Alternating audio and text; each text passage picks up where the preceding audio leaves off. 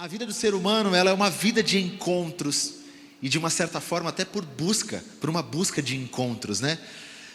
A grande questão é que esses encontros sempre nos ensinam ou nos influenciam, às vezes nos causam traumas, né? E muitas vezes, quase todas as vezes, eles nos transformam. Nós passamos a vida encontrando pessoas, encontrando ideais, encontrando propósito e encontrando. E eu tenho certeza que se eu perguntar aqui, você vai me falar de algum encontro que você teve que mudou drasticamente a sua vida. Estou falando, um encontro pode ser com uma pessoa, como pode ser com algo, com um propósito. Algo aconteceu e você teve um encontro e aquilo mudou drasticamente a sua vida. E eu vou contar uma história verídica. No ano de 92, quantos aqui já eram nascidos em 92? Tem bastante gente nascida em 92? Até que tem. Tudo bem que tem bastante gente que não era nascida ainda em 92. Mas no ano de 92, 1992, eu tinha 9 anos de idade. Eu nasci em 1983, completei 40 anos esse ano. E em 92, passou na TV aberta uma série chamada Os Jacksons. Os Jacksons. A irmã já está ali, balançando a cabeça. Ela assistiu também, aqui o irmão também. E eu assisti isso. Para vocês entenderem, essa série Os Jacksons estava contando a história dos Jacksons, da família Jackson. E conta o nascimento daquilo que um dia se tornou o Jackson 5. E talvez o início da carreira do Michael Jackson. E eu assisti aquela série. E eu lembro de uma cena, né? Eu estava até hoje eu lembrava da cena e fui procurar no YouTube, achei para me poder assistir.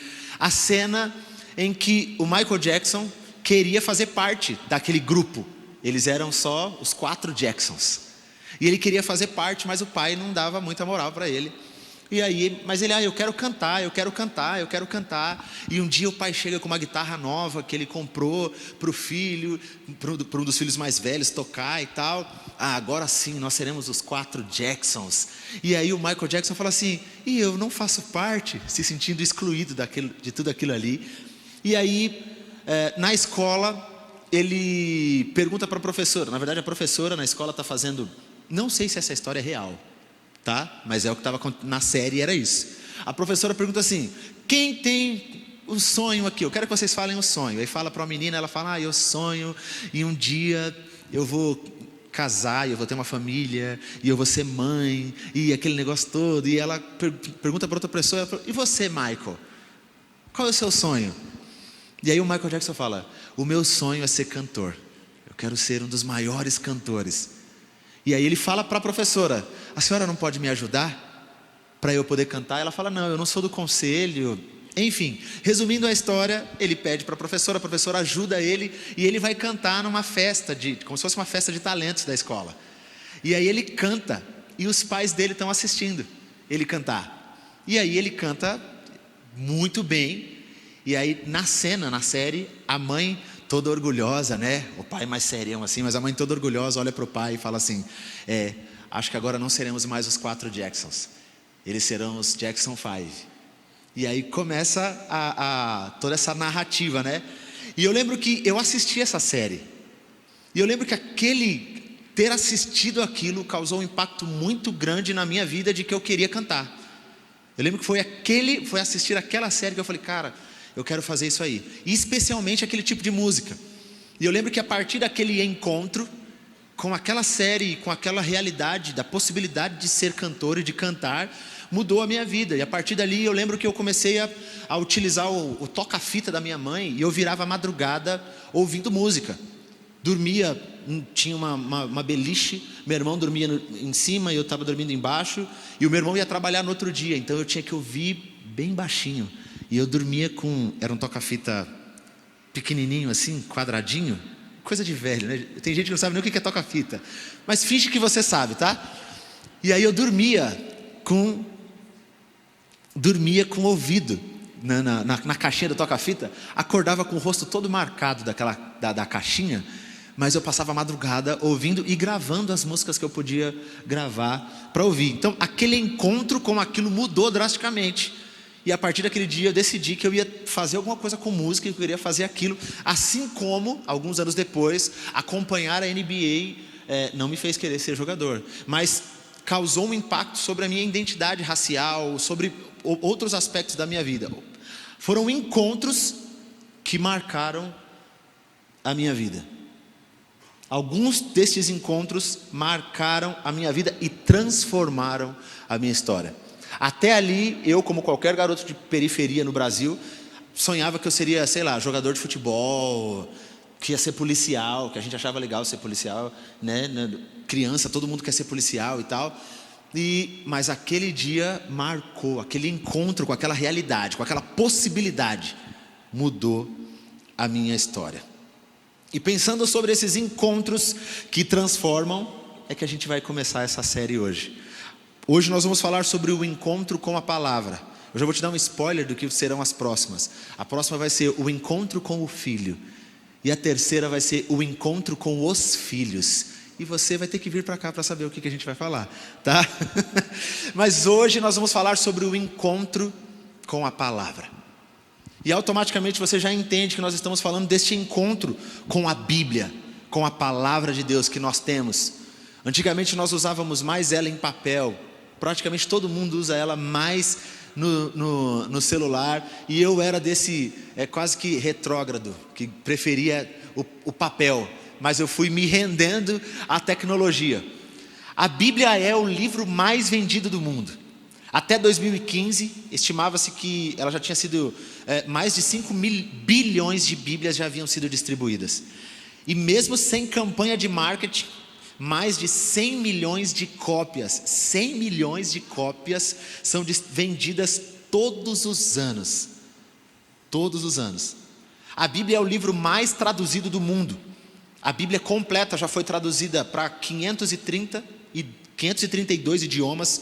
E ela parcialmente, parte dela, já foi traduzido para mais de 2.883 idiomas. É o livro mais traduzido no mundo. E eu achei essa pesquisa interessante, vou compartilhar com vocês para provocar um pouquinho a leitura, para a gente aumentar a nossa leitura da Bíblia. As mulheres leem mais Bíblia do que os homens. Vamos aplaudir as mulheres, as mulheres leem mais Bíblia. Isso é pesquisa, tá? Não sou eu que estou falando, não. A pesquisa continua. As pessoas mais velhas leem mais Bíblia do que as mais jovens. E essa é uma pesquisa americana, diz que os afro-americanos leem mais Bíblia do que outras raças leem a Bíblia. Só uma pesquisa para você ficar aí. E Hebreus 4:12 diz assim: pois a palavra de Deus é viva e eficaz, e mais afiada do que qualquer espada de 2 gumes. Ela penetra até o ponto de dividir a alma e o espírito, juntas e medulas, julga os pensamentos e as intenções. Isso significa que a Bíblia ela é ativa, e ela prova os nossos pensamentos. Ela prova as nossas intenções. Sabe uma coisa que eu acho incrível sobre ler a Bíblia?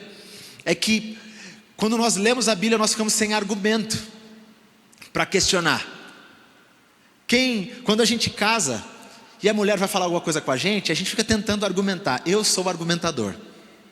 Eu sou esse que vou ficar argumentando. Não, mas por que tem que ser desse jeito? Eu fico conversando. Com a Bíblia a gente não tem muita opção.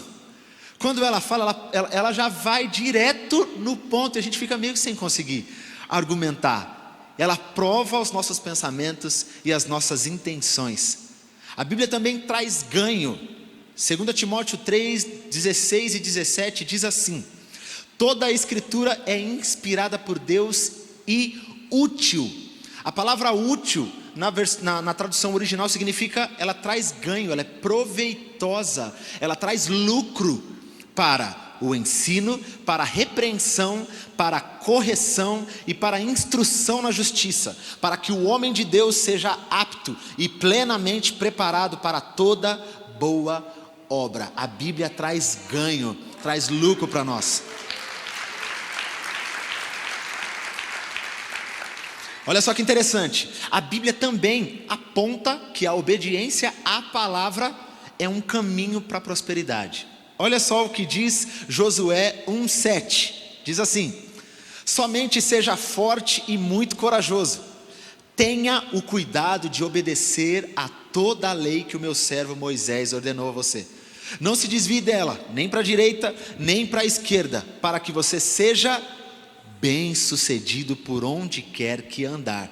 Olha só o que diz Salmo 1, do 1 ao 3, continuando nessa linha de raciocínio, diz assim: como é feliz aquele que não segue o conselho dos ímpios, não imita a conduta dos pecadores, nem se assenta na roda dos zombadores. Ao contrário, sua satisfação está na lei do Senhor, e nessa lei medita de dia e de noite. É como árvore plantada à beira das águas correntes, dá fruto no tempo certo, suas folhas não murcham, tudo o que ele faz prospera.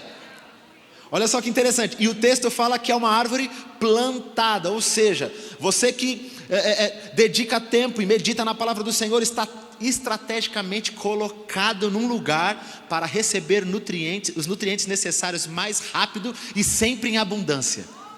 Olha que maravilhoso isso. Mas a gente vai continuar aqui. Tiago 1, 22 a 25 diz assim: sejam praticantes da palavra e não apenas ouvintes, enganando a vocês mesmos. Aquele que ouve a palavra, mas não a põe em prática, é semelhante a um homem que olha a sua face no espelho e depois de olhar para si mesmo, sai e logo esquece a sua aparência. Mas o homem que observa atentamente a lei do Senhor, que traz a liberdade e preserva na prática dessa lei, não esquecendo o que ouviu, mas praticando-o, será feliz no que fizer. A gente está falando da Bíblia, falando sobre ela mesma. O Salmo 119, o salmista faz um poema de exaltação à palavra de Deus. A intenção é exaltar os ensinamentos do Senhor e adorar a Deus por isso. Eu vou ler para você só alguns versículos, porque se você sabe, o Salmo 119 é grande, e você pode fazer isso na sua casa, tá? Então eu vou ler só do 1 ao 16, não, do 1 ao 10 e depois o 16. Diz assim: como são felizes os que andam em caminhos irrepreensíveis, que vivem conforme a lei do Senhor. Como são felizes os que obedecem aos seus estatutos e de todo o coração o buscam. Não praticam o mal e andam no caminho do Senhor. Tu mesmo ordenastes os teus preceitos para que sejam fielmente obedecidos. Quem dera fossem firmados os meus caminhos na obediência aos teus decretos. Então não ficaria decepcionado ao considerar todos os teus mandamentos. Eu te louvarei de coração sincero, quero aprender as suas justas ordenanças. Obedecerei os teus decretos, nunca me abandones. Como pode o jovem manter pura a sua conduta? Vivendo de acordo com a tua palavra. Eu te busco de todo o coração, não permitas que eu me desvie dos teus mandamentos. Bendito seja, Senhor, ensina-me os teus decretos. Com os lábios repito todas as leis que promulgastes. Regozijo-me em seguir os teus testemunhos, como que se regozija com grandes riquezas. Meditarei nos teus preceitos e darei atenção às tuas veredas. Tenho prazer nos teus decretos e não me esqueço da tua palavra. Olha que declaração de amor do salmista à palavra de Deus. Dando continuidade a todo esse pensamento sobre a importância da palavra de Deus na nossa vida, eu me lembrei de uma música. É uma música que já foi lançada há um certo tempo e eu vou recitar ela para você. Recitar alguns versos dessa música. Diz assim: não fale que o conhece, falando de Deus, não fale que o conhece, se o esquece em cada esquina.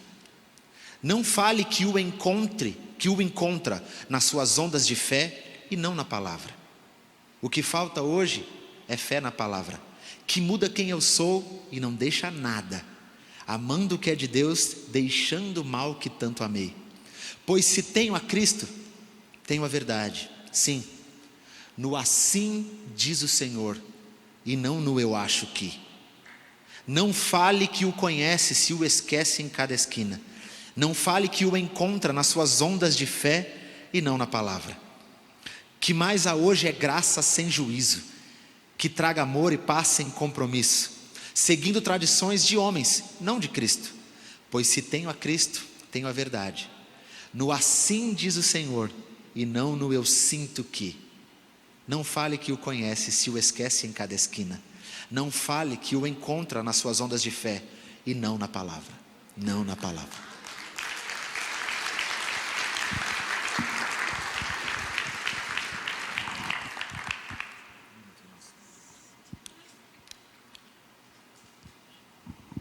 Estou tentando abrir essa água aqui há um tempo aqui com a mão e não consigo. Irmãos, depois de tudo isso que a gente leu, de tudo isso que a gente falou aqui, talvez não houvesse mais nada necessário a dizer. E nós poderíamos sair daqui comprometidos a ler a palavra e a meditar na palavra do Senhor, entendendo que ela é mais que um livro, que quando nós abrimos a Bíblia é o próprio Deus falando conosco. Mas enquanto eu pensava sobre tudo isso, eu lembrei de um rei que teve um encontro com a palavra, e esse encontro transformou a sua história, transformou a sua vida e quebrou um ciclo que já havia iniciado. E se você puder, eu queria que você abrisse a sua Bíblia. Se você não tem Bíblia, nós vamos projetar aqui, mas seria muito importante que você acessasse a sua Bíblia aí, para acompanhar essa leitura comigo, no livro de 2 Reis, capítulo 22, nós vamos ler do verso 1 ao verso 13 a princípio. 2 Reis 22, do 1 ao 13.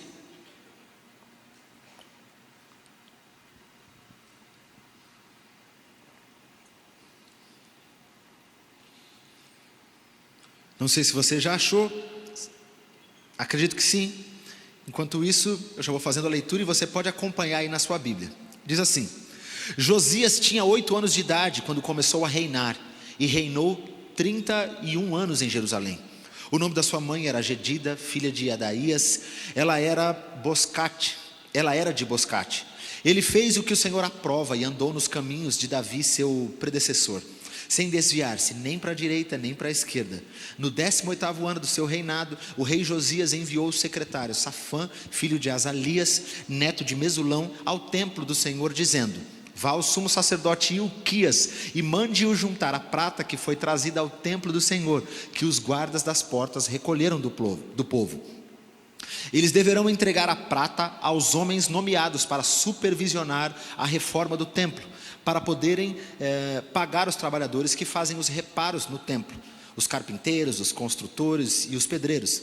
Além disso, comprarão madeira e pedras lavradas para o reparo do templo. Mas eles não precisarão prestar contas da prata que lhes foi confiada, pois estão agindo com honestidade.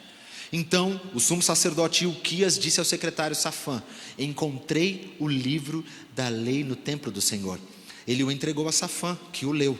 O secretário Safã voltou ao rei e lhe informou: teus servos entregaram a prata que havia no templo do Senhor e confiaram aos trabalhadores e aos supervisores no templo. E o secretário Safã acrescentou: o sacerdote Ilquias entregou-me um livro. E Safã o leu para o rei. Assim que o rei ouviu as palavras do livro da lei, rasgou as suas vestes e deu estas ordens ao sacerdote Ilquias e Aicã, filho de Safã, e Acbor, filho de Micaias, ao secretário Safã e ao auxiliar real Asaías: vão consultar o Senhor por mim, pelo povo e por todo Judá, acerca do que está escrito neste livro que foi encontrado. A ira do Senhor contra nós deve ser grande, pois nossos antepassados não obedeceram às palavras deste livro, nem agiram de acordo com tudo o que nele está escrito a nosso respeito.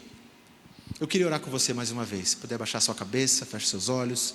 Senhor, nós estamos diante, ó Pai, da exposição da Tua palavra, e nós sabemos, ó Pai, o desejo que o Senhor tem, ó Pai, de falar conosco através da Tua palavra, e a nossa oração é para que o Senhor fale conosco, ó Pai.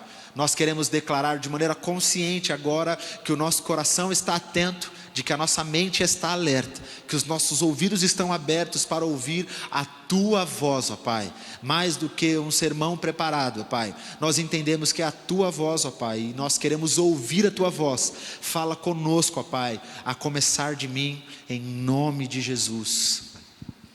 Só para você entender um pouquinho desse texto que nós lemos, se você voltar um capítulo e você ler esse capítulo na sua casa, você vai ver que os reis que antecederam Josias foram o rei Manassés e logo após o rei Amon. esses dois reis são conhecidos por fazer aquilo que desagradava a Deus.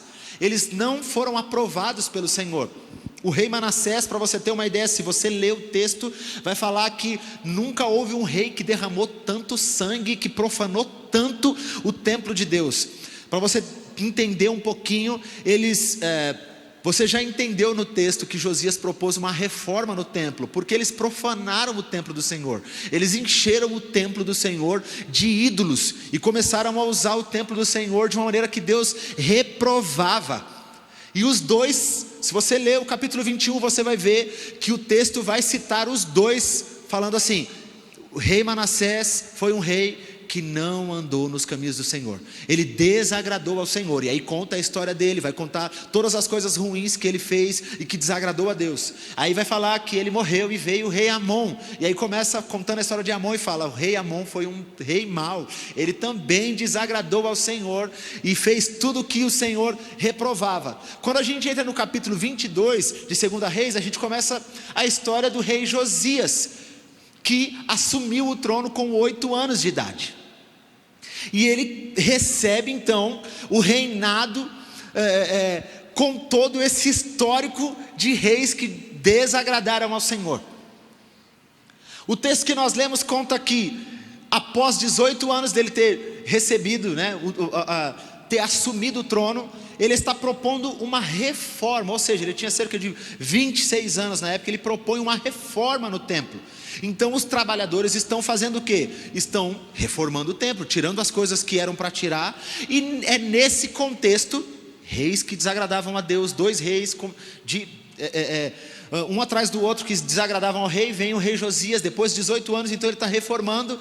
E é nesse contexto que o sacerdote encontra um livro, e encontra o livro da lei. E ele leva o livro da lei ao rei. Ele fala: rei, encontraram lá este livro.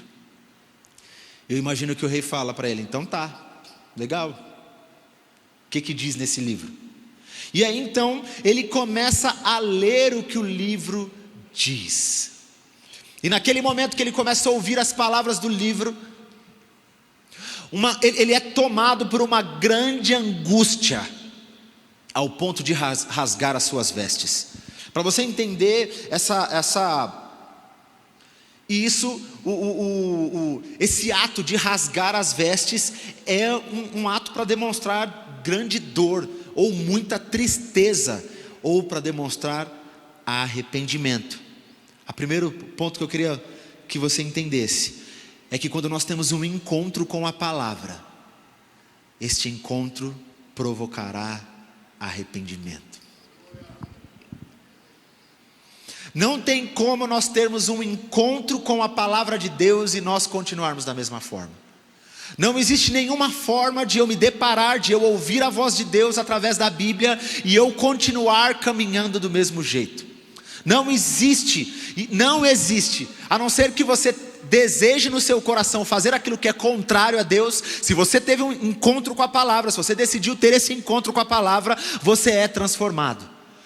Há pouco tempo atrás eu disse que conversão não é só você estar caminhando para um lugar e parar de caminhar. Significa você voltar e mudar o comportamento. A palavra provoca um pouco disso em nós. Quando o rei então ouviu as palavras do livro da lei, ele rasgou as suas vestes, tomado de grande tristeza e de arrependimento por estar ainda caminhando, mesmo que nós já vimos a história de que ele era um homem que fez o que Deus aprovava, ele ainda estava vivendo à margem daquele ciclo dos outros dois reis que fizeram tudo que Deus reprovava.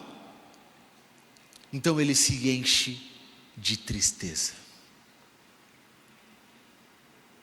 Eu e você precisamos entender que toda vez que nós somos expostos à palavra de Deus, algo precisa causar essa tristeza da necessidade da mudança. Entende o que eu quero dizer? Ao mesmo tempo que a palavra de Deus nos conforta e nos dá alegria, existem coisas que nós lemos na palavra de Deus que precisa causar aquela tristeza da necessidade da mudança. A tristeza de: Senhor, eu ainda não estou onde eu deveria. Então o que eu preciso fazer? Senhor, me perdoa porque eu não estou onde eu deveria. Senhor, eu li a tua palavra, eu ouvi a tua voz e eu entendo que algo precisa mudar. Nós lemos aqui Tiago 1, 22, nós lemos do 22 ao 25, mas é interessante que o 26 diz assim: se alguém supõe ser religioso, deixando de refrear a língua, antes enganando o próprio coração, a sua religião é vã. Na versão da NTLH diz assim: a sua religião não vale nada. Nesse texto, ele fala sobre nós praticarmos a palavra. E na sequência ele fala: mas se você acha que você é religioso e você não sabe refrear a sua língua, a sua religião não vale. Porque você precisa ouvir a palavra e praticar a palavra. Ouvir a palavra, entender que algo precisa ser transformado, praticar a palavra. Ler a palavra de novo, entender aquilo que o Senhor está confrontando, aquilo que Ele está pedindo mudança, e praticar a palavra. Fazer as mudanças necessárias. Então se expor de novo a palavra, entender aquilo que Deus está falando, permitir que essa tristeza cause algum tipo de transformação e então praticar a palavra. Nós estamos contando a história de um rei, que era até um rei bom. Ele não estava fazendo as coisas que os outros reis estavam fazendo, mas quando ele teve um encontro com a palavra, ele precisou rasgar as suas vestes, de tanta tristeza, de ainda não estar fazendo aquilo que Deus queria que ele fizesse.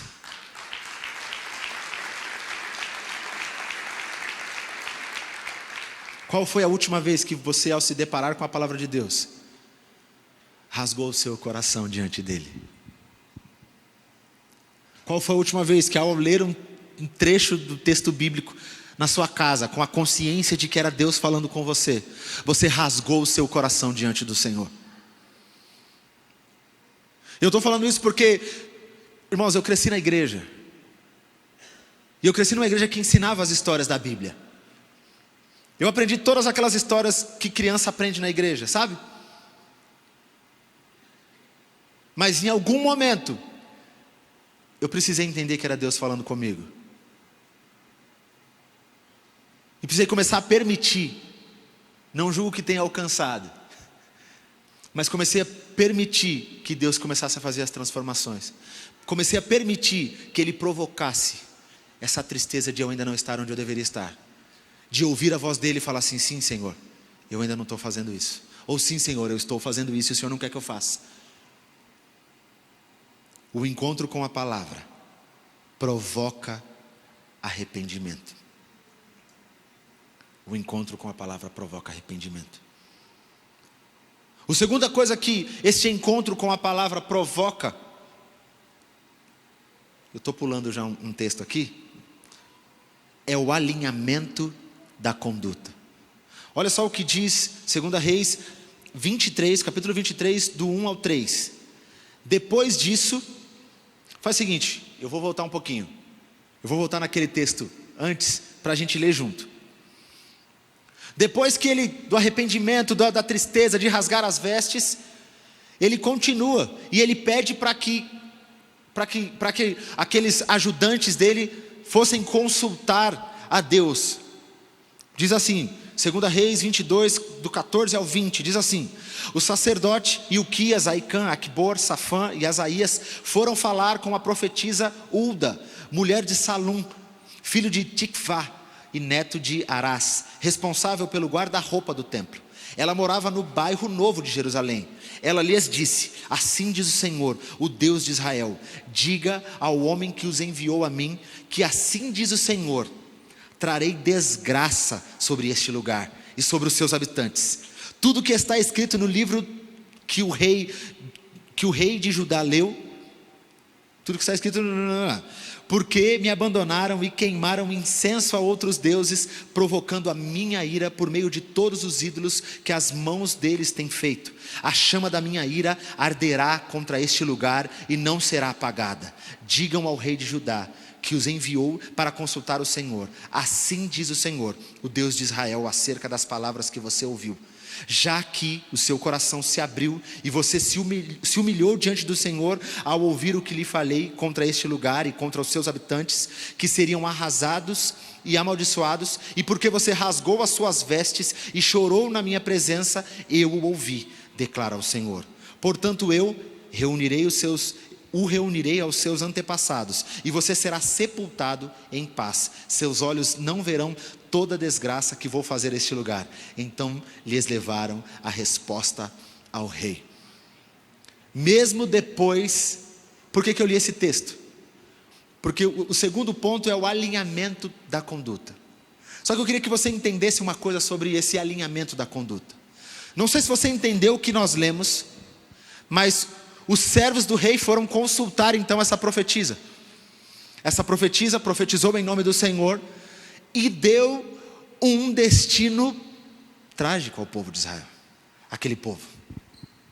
Disse que a ira do Senhor, a chama da ira do Senhor ia se acender contra aquele povo. E disse que porque ele tinha rasgado o seu coração e tinha chorado no Senhor, o Senhor ia sepultar ele em paz.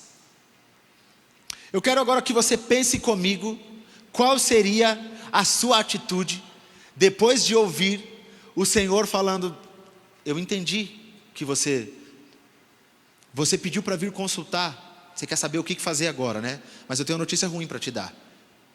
A minha ira vai vir sobre este povo. Eu vou livrar você, mas a ira virá contra o povo. Talvez muitos de nós teríamos uma postura de: então não valeu, então não adianta. Por que então que eu vou fazer qualquer coisa, se eu chorei, eu rasguei as vestes, eu fiz, não, e mesmo assim o Senhor vai, não adianta. Eu não sei se eu vou ser lembrado como um bom rei, se só eu morrer em paz. Eu preciso salvar todo mundo. Quando nós pensamos no segundo ponto, que é o alinhamento da conduta, nós vamos ver que a postura do rei foi diferente, a despeito de ele receber uma notícia não tão favorável. Olha só o que diz o texto em 2 Reis 23, de 1 ao 3, agora sim. Diz assim: depois disso, o rei convocou todas as autoridades de Judá e de Jerusalém. Em seguida o rei subiu ao templo do Senhor, acompanhado por todos os homens de Judá, todo o povo de Jerusalém, os sacerdotes e os profetas, todo o povo, do mais simples ao mais importante. Para todos o rei leu em alta voz todas as palavras do livro da aliança que havia sido encontrado no templo do Senhor. O rei colocou-se junto à coluna real e na presença do Senhor fez uma aliança, comprometendo-se a seguir o Senhor e a obedecer de todo o coração e de toda a alma aos seus mandamentos, aos seus preceitos e aos seus decretos, confirmando assim as palavras da aliança escritas naquele livro. Então todo o povo se comprometeu com a aliança. Uma coisa que o encontro com a palavra vai proporcionar é o arrependimento. Uma segunda coisa que nós devemos fazer quando nós nos encontramos com a palavra é alinharmos a nossa conduta, a despeito de nós termos um prognóstico positivo. Ele não teve boas notícias, ou pelo menos completo. Porque no nosso imaginário, o melhor cenário seria ele falar com o Senhor, ele ouvir a voz do Senhor, e o Senhor falar assim: como eu ouvi a tua oração, eu vou poupar você, toda a tua família, todo o povo, vocês serão incríveis, vão ter fartura, vocês serão prósperos e vocês serão lembrados como o povo. Mas não foi isso que aconteceu. E mesmo com essa notícia, ele decidiu se manter fiel àquilo que ele tinha encontrado no livro da aliança. E ele fez um alinhamento da sua conduta mediante aquilo que a palavra tinha colocado.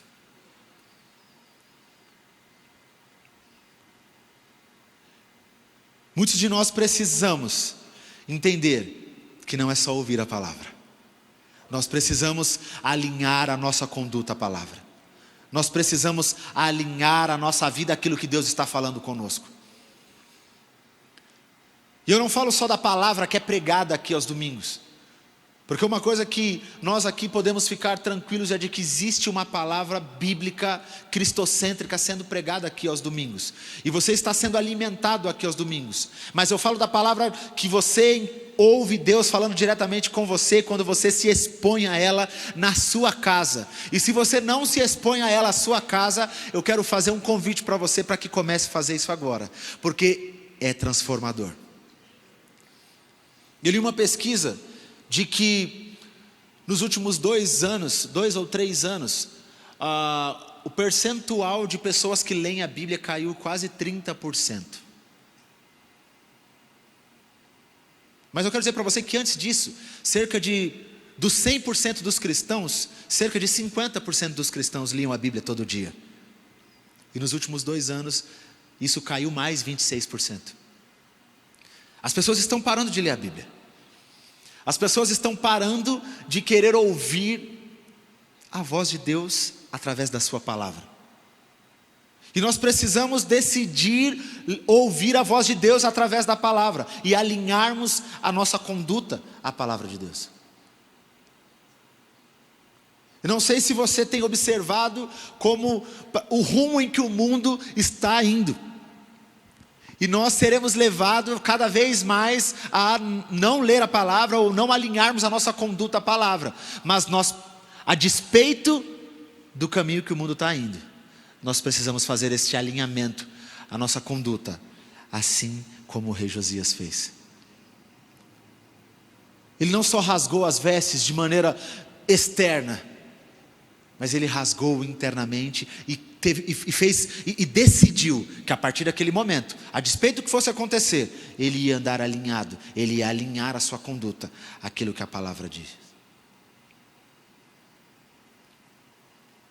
O terceiro ponto e último ponto é que quando nós temos um encontro com a palavra, a pessoa que tem um encontro com a palavra influencia a obediência da palavra. 2 Reis 23, 21 e 22 diz assim: então o rei deu a seguinte ordem a todo o povo: celebrem a Páscoa do Senhor, o seu Deus, conforme está escrito neste livro da aliança. Ele começa a influenciar. O rei tinha o poder de ordenar, mas toda pessoa que tem um encontro com a palavra, que se permite, que rasga o seu coração mediante aquilo que encontra na palavra, que alinha a sua conduta àquilo que a palavra diz, começa a influenciar outras pessoas a obedecer a palavra. Eu quero convidar você a fazer um exercício nos próximos dias. Algumas pessoas sabem que um dos presentes que Deus nos deu, falo para mim e para minha família nos últimos anos, foi a companhia do pastor Ademar de Campos. Quantos conhecem o pastor Ademar de Campos? O pastor Ademar de Campos é talvez uma das maiores referências de louvor e adoração que nós temos no Brasil, e é reconhecido isso mundialmente, né? Também no exterior, e de uma maneira que a gente não consegue entender, Deus nos permitiu nos tornar amigos do pastor Ademar. E eu lembro que a gente estava uma vez no Azusa, ele estava com uma situação e ele falou assim: ô Di, o pastor Ademar chama de Di. A Lana falava assim, na hora que ele falava Di, a Lana vinha assim: Di, hein? Ele falou: Di, antes de começar a sessão, ele falou assim: você ora por mim? Quase que eu falo: pastor, não faz isso, pastor. Eu acho que eu preciso que você ore. E Deus criou essa conexão. E se existe uma pessoa que influencia a gente a obedecer a palavra, é esse homem. E por que eu estou falando isso? Porque é muito comum nós estarmos em rodas de amigos e nós falarmos de qualquer outra coisa. Nós falamos de... Eu não assisto, tá, irmãos? Eu já falo isso. Eu não assisto futebol. Eu não assisto nada, não assisto. Mas se eu assistisse, eu provavelmente estaria numa roda com os meus amigos falando sobre o futebol. Ia estar reclamando do meu time. Especialmente... Deixa pra lá. a gente já está lá reclamando, falando da jogada, falando daquilo. Outros iam estar falando de churrasco, iam estar falando de quando vai marcar o próximo churrasco. Aquela carne era ruim, aquela que a gente comprou aquele dia era boa. Outros eram... eu estou ali no ciclo dos amigos da música, da arte. Então a gente está sempre falando daquele lançamento, daquele, nossa, aquele instrumento novo que tem. Nossa, você viu aquele timbre, você viu aquilo. É assim que a gente faz, não é? Acredito que as mulheres também fazem assim, não é? Eu imagino que vocês falam sobre outras coisas, que eu não vou arriscar a falar. Vocês compartilham o creme, né? O creme que usou, a maquiagem, o que mais? Perfume, essas coisas, né? Imagino que é isso que acontece. Com a gente também acontece a mesma coisa. Quando a gente está lá com o pastor Ademar, a gente está conversando, e a gente dá risada, e ele conta piada, é mó barato. Aí de repente a gente está falando uma coisa nada a ver. Não tem nada a ver, nada a ver. Ele fala, né? Por isso que Jesus é bom e a palavra diz... Blá, blá, blá, blá, e começa a falar a Bíblia, assim, e a gente... Amém, pastor, amém, amém. E aquilo muda. Eu estou falando muito sério. Aquilo muda a atmosfera. Muda o ambiente. A gente está falando de bacon. Sabe assim? De pizza. Eu estou falando sério, não é brincadeira, é sério mesmo. A gente está falando de qualquer coisa. E ele consegue, de alguma forma, ele tem um versículo que... Não cita o bacon, né? Mas um versículo que fala alguma coisa que já traz a gente de lá e de repente a gente está aqui. Deus é bom, pastor, é verdade. É verdade. E a gente já está ali rendido à palavra de Deus. Eu não falo isso na tentativa de exaltar. Não, é para te mostrar que a palavra de Deus, ela cumpre um propósito. E que toda vez que a gente influencia as pessoas que estão conosco a se exporem à palavra de Deus, ou que a gente começa a declarar a palavra de Deus, nós vemos a atmosfera começar a mudar. As coisas começam a mudar. As coisas começam a mudar. A intenção da conversa muda. Às vezes ela pode até estar caminhando. Eu não sei qual é o ciclo que você anda. Mas se você está andando num ciclo onde às vezes a conversa começa a ir para uma coisa que desagrada completamente a Deus. E você está ali no meio e você fala, Deus, e agora? Como é que eu faço para voltar? Solta um versículo. Senhor é meu pastor, nada me faltará.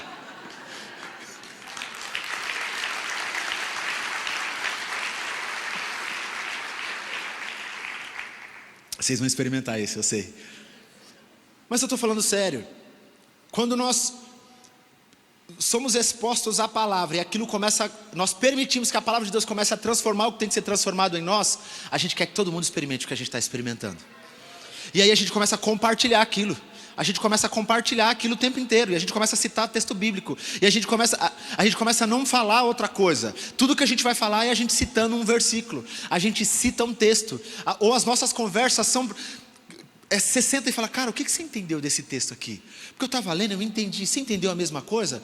E aí, eu entendi outra coisa. Então me fala o que você entendeu. E aí, Espírito, revela pra gente o que é aqui. E o Espírito Santo começa a mudar a atmosfera.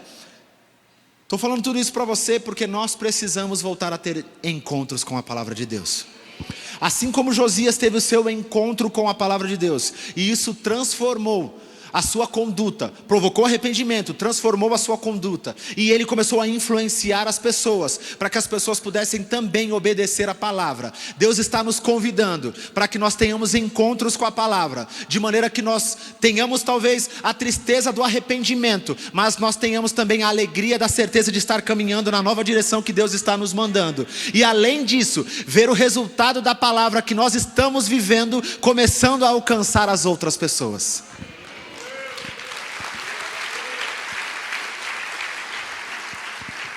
Eu queria convidar você a se colocar de pé no seu lugar, fechar os seus olhos.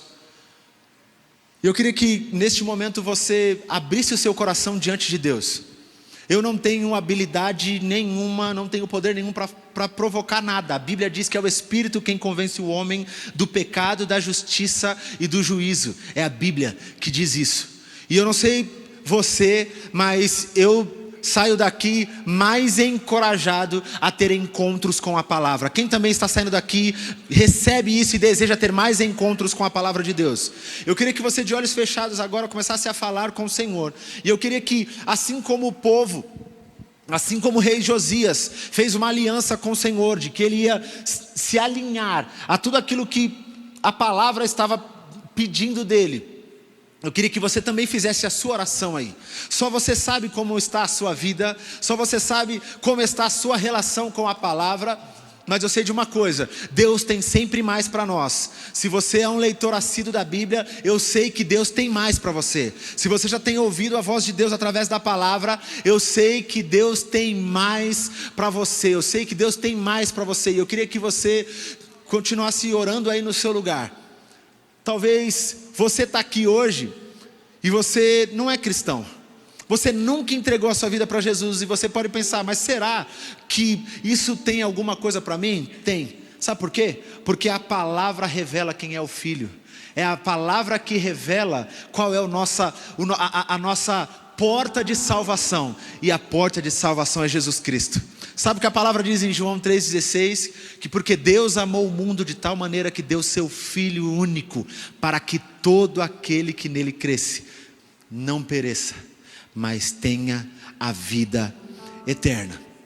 Talvez você está aqui e nunca entregou a sua vida para Jesus, mas a Bíblia, a palavra declara de que Deus amou tanto você, que Ele entregou o próprio Filho, para que morresse no seu lugar, para que você não morresse, mas que você pudesse viver com Ele e experimentasse a vida eterna.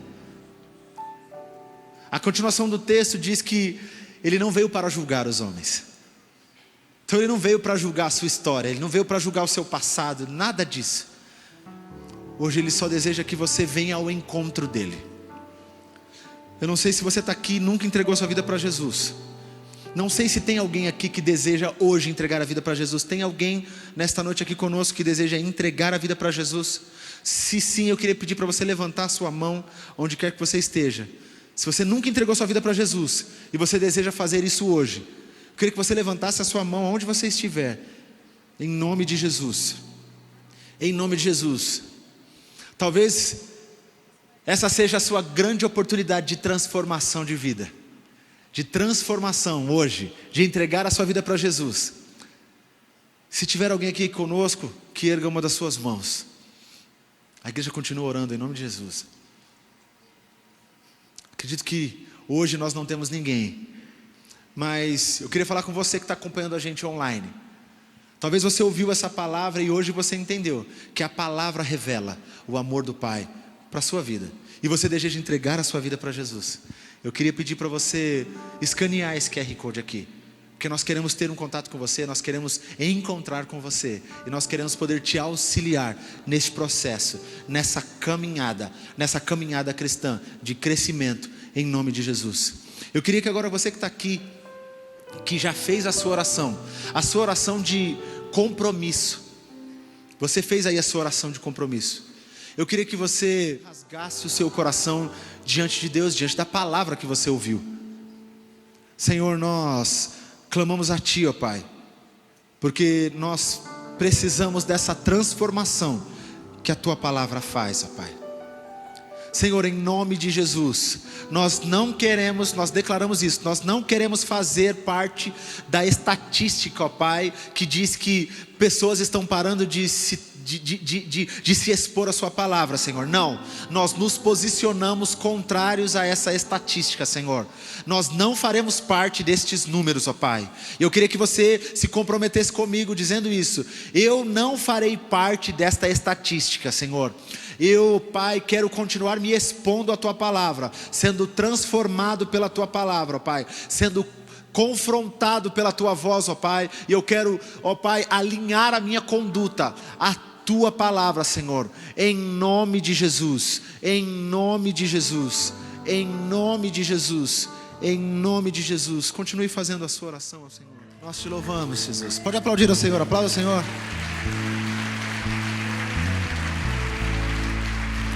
Pai, nós Te agradecemos, ó Pai, pela Tua palavra exposta nesta noite, ó Pai. Nós Te agradecemos, Senhor, e a minha oração é para que o Senhor complete a obra que o Senhor começou conosco, ó Pai. para que o Senhor nos leve, ó Pai, a desejar estar nos expondo a Tua palavra, Senhor, em nome de Jesus, entendendo que ela cumprirá um propósito, ó Pai, e que ela sempre trará lucro, ó Pai, como diz a Tua palavra, Senhor. Em nome de Jesus, eu oro para que o Senhor desperte o coração dos meus irmãos, ó Pai, para que eles possam buscar, ó Pai, para que eles possam desejar de maneira intencional, ó Pai, até mesmo naquele momento em que não existe vontade, que eles entendam que existe uma necessidade de buscar a Tua palavra, Senhor, em nome de Jesus. Oro, ó Pai, se existe algum impedimento, ó Pai, no mundo espiritual, ó Pai, contra os Teus filhos, para que eles não se debrucem diante da Tua palavra, eu declaro, ó Pai, caído em nome de Jesus, ó Pai, qualquer intento de Satanás contra o Teu povo, ó Pai, e eu oro para que a Tua palavra encontre os corações, ó Pai, encontre as mentes. Eu declaro mentes atentas, corações abertos e ouvidos abertos para ouvir a Tua voz através da exposição da Tua palavra, em nome de Jesus. Se você recebeu essa palavra, aplauda a Deus por isso. Amém. Que você tenha uma semana incrível na presença do Senhor, que você se desafie a se expor à palavra de Deus, e que o amor de Deus, o Pai, a graça de Jesus e as consolações do Espírito estejam com todo o povo de Deus aqui espalhado na face da terra. Amém. Deus abençoe você e tenha uma ótima semana.